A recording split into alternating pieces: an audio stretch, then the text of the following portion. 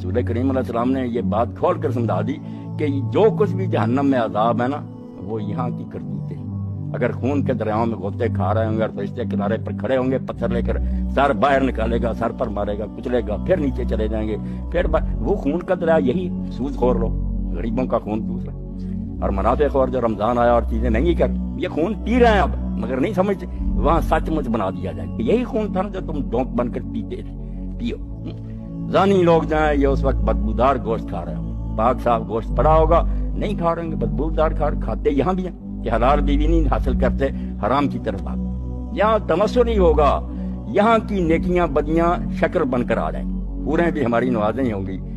دودھ جو ہوگا ہمارا علم ہوگا، لباس جو ہوں گے وہ ہمارا تقویٰ ہوگا، یہاں کی نیکیاں، اس لیے کوئی شے نہیں کسی کو نہیں ملے گی یہاں کی ہوئی باتیں۔ اللہ فرماتے ہیں ڈر جاؤ اور ہر وقت دیکھو کہ آگے کیا بیچ رہے ہو، نیکی بیچ رہے ہو یا اپنی تباہی کا سامان بیچ رہے ہو۔ واتقوا اللہ، دوبارہ دہرایا کہ اس کو معمولی نہ